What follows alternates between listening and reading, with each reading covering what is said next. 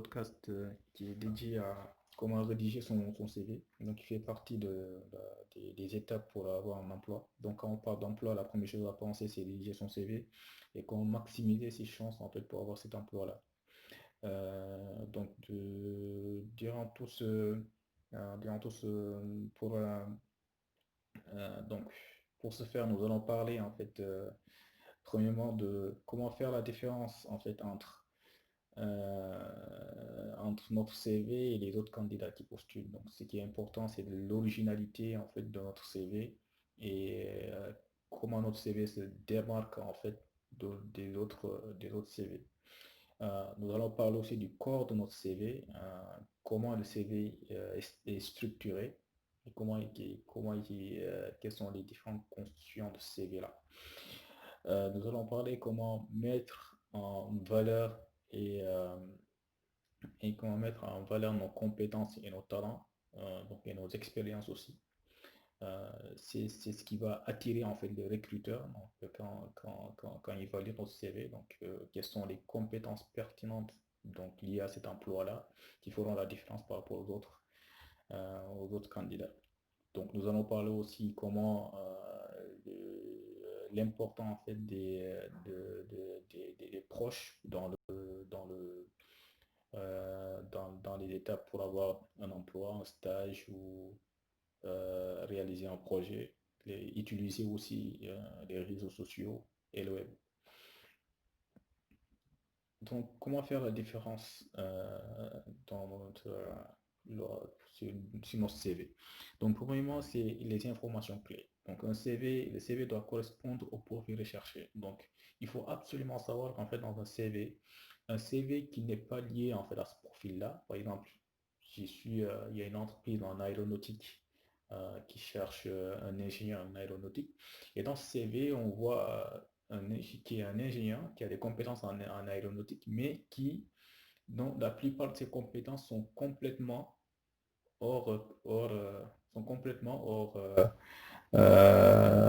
définition de cet emploi-là qu'on veut chercher. Donc, il faut absolument que ce CV corresponde au profil recherché. Il faut aussi, en fait, le CV doit présenter les compétences et les expériences très intéressantes pour ce projet. Donc, j'ai fait, par exemple, je suis une entreprise en aéronautique qui cherche un ingénieur en aéronautique, en mécanique des fluides, par exemple. Et il faut absolument, en fait, dans son CV, que je puisse détailler, en fait, que voilà. Donc, moi, j'ai fait un projet, en fait, en mécanique des fluides qui traite de l'aérodynamique donc des ailes d'avion et voilà. Et par exemple, j'ai fait mon stage à la NASA ou à Airbus ou à Boeing. Et il faut absolument en fait mettre en valeur cette expérience-là dans son CV. Il faut aussi que le CV doit absolument répondre aux critères de la sélection, aux critères de la sélection. Donc, quand on va regarder un poste, les détails des postes, il faut absolument regarder, en fait, piocher les mots-clés et en fait, en fonction de ces mots-clés-là, faire la parallèle, faire comparaison, en fait, en fonction de tes compétences à toi et chercher, en fait, quels mots-clés, quelles sont les compétences que je pourrais lier à ces mots-clés-là. Donc, c'est très important en fait pour faire la différence en fait dans son CV. Il y a un autre point aussi, il faut être précis et bref dans son CV.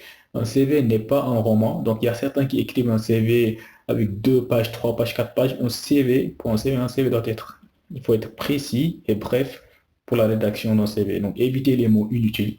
J'ai fait mon stage. Non, c'est qu'il faut valoriser son CV. Par exemple, un stage, j'ai fait un projet dans une entreprise telle et j'étais en tant qu'assistant ingénieur de temps, avec le nombre d'équipes et voilà, etc. Donc, éviter les informations non indispensables. Donc, et employer des termes adaptés au métier en question. Donc, je réponds en poste en aéronautique. J'emploie des métiers techniques qui sont liés à l'aéronautique, mais j'emploie pas d'autres mots qui sont complètement hors sujet par rapport au poste qu'on veut rechercher. Le CVC doit nous refléter, donc refléter notre personnalité, nos expériences et nos compétences. Donc, par exemple, j'ai fait des études, je suis resté où j'ai travaillé quelque part, après j'ai pris une vacance, j'ai pris un congé sabbatique pendant 3 mois, 4 mois, 5 mois. Il faut que ce CV puisse refléter en fait nos expériences et il faut trouver les mots pour les expliquer au moment de l'entretien. Donc, il faut qu'il y ait de la cohérence aussi entre la chronologie en fait des événements et nos différentes expériences. Par exemple, j'ai travaillé pendant 3 ans, par exemple, dans une entreprise en aéronautique chez Airbus, et il n'est pas possible en même temps que je puisse travailler en 3 ans en même temps chez Boeing. Donc, il faut que en fait, ça soit en fait la cohérence. Il faut qu'il y ait de la cohérence dans la chronologie. Il faut l'évolution professionnelle. Il faut aussi en fait mettre en valeur l'évolution professionnelle. Par exemple, au début, j'ai commencé ma carrière professionnelle en tant qu'ingénieur junior chez Airbus. Donc, je faisais de la conception.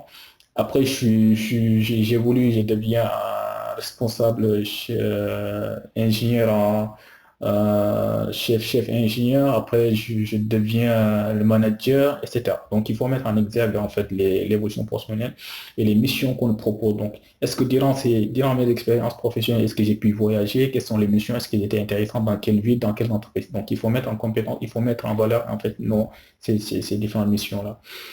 Aussi, donc, le corps du CV. Donc, le corps du CV, c'est qui est très important en fait pour attirer pour attirer en fait le recruteur. Donc c'est ce que nous allons voir dans la deuxième partie de ce podcast.